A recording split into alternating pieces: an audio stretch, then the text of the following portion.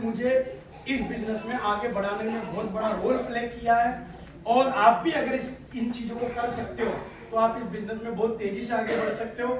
आप चेक करो, अगर आपका काम स्पीड से नहीं चल रहा है तो आप देखना इनमें से कोई लैकिंग कर रहे हो। आप अगर आप इनमें से लैकिंग नहीं कर रहे हो तो सकता है आपका काम आज नहीं तो कल चलेगा। यस और नो? तो पहली बात जो मैंने एनालाइज की, एहसास किया है ना, मैंने कम से कम 1 घंटा में बैठा और मैंने महसूस किया कि महेश तेरे को शुरुआत में बिजनेस में आगे बढ़ाने में, तेरी इतनी बड़ी टीम बनाने में क्या ऐसी चीज रही। तो पहली चीज पूछो क्या निकल के आई?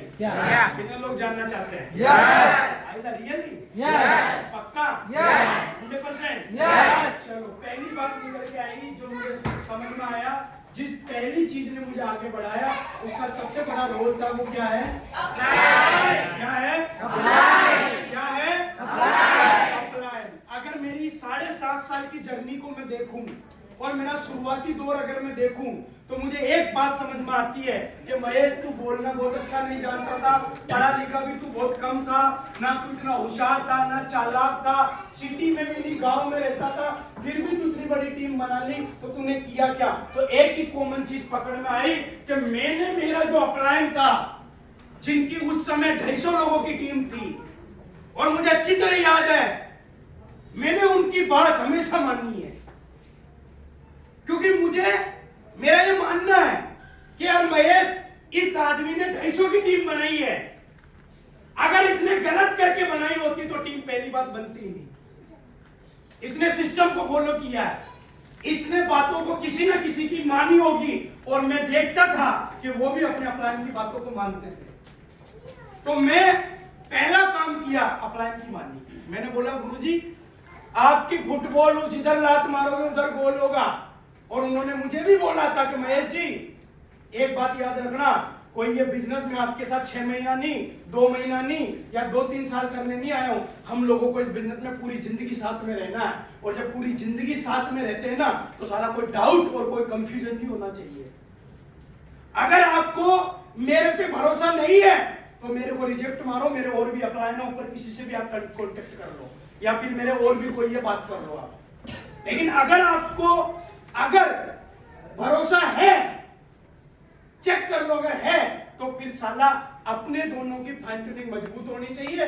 जो मैं बोलूं उस आधार पे फिर आपको चलना है, फिर इसमें कोई बहाने नहीं मारने।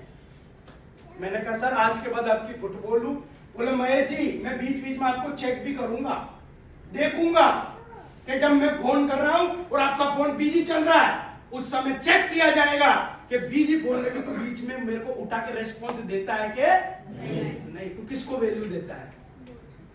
कई बार मीटिंग में सीनियर के द्वारा इज्जत दांव पे लगी होगी, अपने सीनियर कई टारगेट निकालेंगे और हमें हमारी टीम में टारगेट जिताने होंगे, उस समय मैं चेक करूंगा कि उसमें आप मेरा कितना साथ देते हो। ये सब चीजें करने के बाद मैंने कहा सर मैं तैयार हूं, अगले 3-4 साल आपके प्रति पूरा समर्पित हूं। और मैंने मेरे जीवन से यही महसूस किया है कि मैंने मेरे अपलाइन की बात हमेशा मानी है भाई साहब, हमेशा मानी है। जब जब मेरे पे डाउट हुआ, जब जब मेरे को कंफ्यूजन हुआ, मैंने क्लियर किया है मैं सारा कचरा लेके नहीं घूमा हूं, क्योंकि मेरे को पता है कि मैं कचरा लेके घूमूंगा तो मेरा ही नुकसान है, अपलाइन का कोई नुकसान नहीं है। पूछो क्यों? क्योंकि उसके पास महेश जैसे और भी लोग हैं, 250 की टीम में 2-4 और भी है।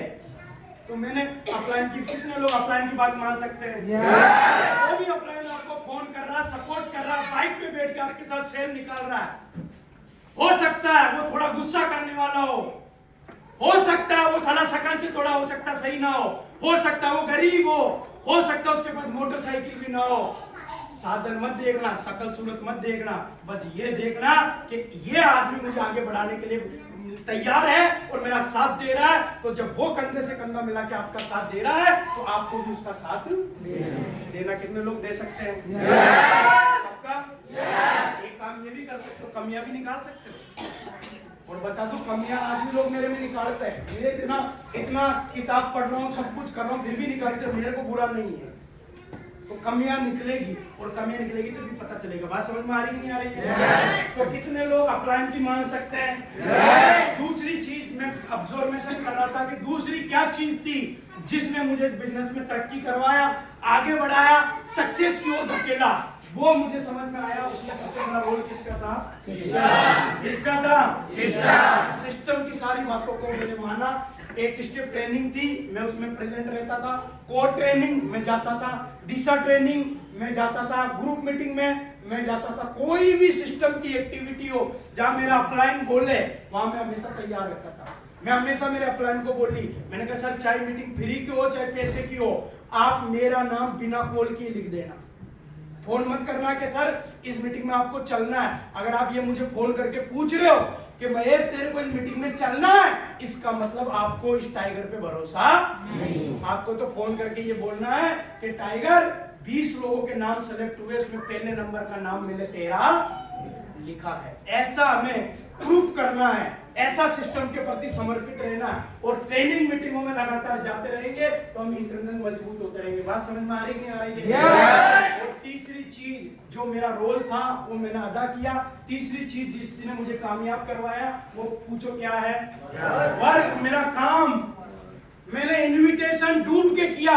जब मैं पहली बार ट्रेनिंग में आया, मुझे बोला गया कि आपको संडे की मीटिंग में लोगों को लाना है। तो मैंने कहा जब लोगों को लाना ही है तो रो रो के नहीं लाना है, दमदार तरीके से लाना है। जब भी संडे की मीटिंग होती थी दमदारी से लोग लाता था।